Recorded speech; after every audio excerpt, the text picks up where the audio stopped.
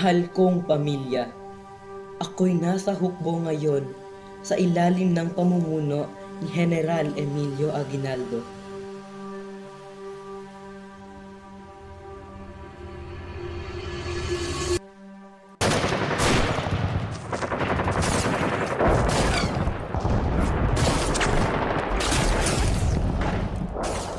Isang karangalan ang makibaka sa tabi ng ating mga bayani.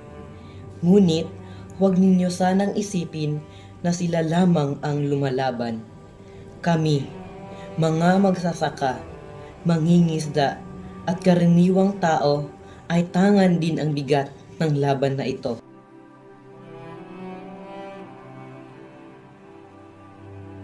Kung nababasa ninyo ito, ako'y nasa gitna ng digmaan para sa ating bayan. Hindi ako bayani, isa lamang akong magsasaka na kinuha ng kapalaran upang hawakan ang sandata. Alam kong baka hindi ko kayo muling makita.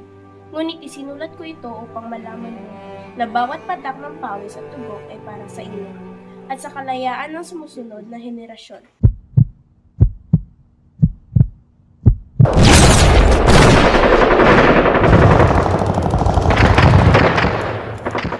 Kapitan, ibalita raw. Lapit na daw si General Aguinaldo, Cavite. Tayo daw maghahanda rito. Ang general lamang ang magbibigay ng direksyon, pero tayo ang magpapatuloy ng laban. Pag-utusan mo lang kami kung anong maaari naming gawin, Kapitan.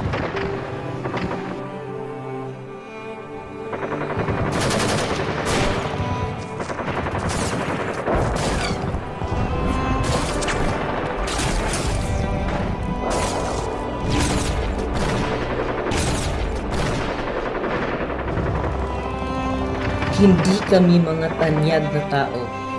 Hindi kami makikilala sa mga aklat. Ngunit kung kami babagsak, ang aming dugo ang magiging binhi ng inyong kinabukasan. Kapitan!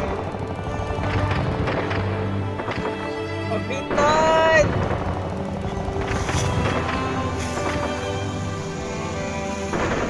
Kapitan!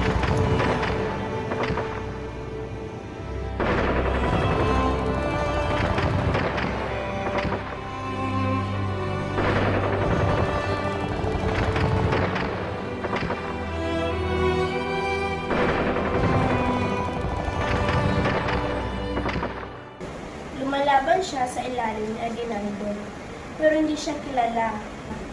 Maraming tulad niya ang walang pangalan pero may ambag. Hindi lahat ng bayani ay nakilala, pero dahil sa kanila, narito ako.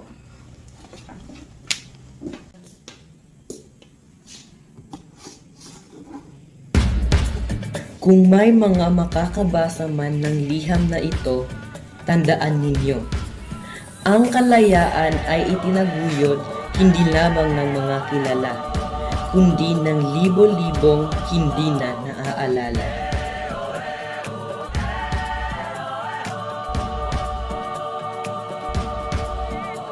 Hubarin ang takot sa iyong damdamin, ipamalas ang tangking galing. Tumayong buong tapang, harapin ang buhay at kapin ang tagumpay. Tulungan ang kapwa at bigyang halaga, wag hatakin ng pababa. Isipin wag sana ang sarili lang, pakisama't bayanihan.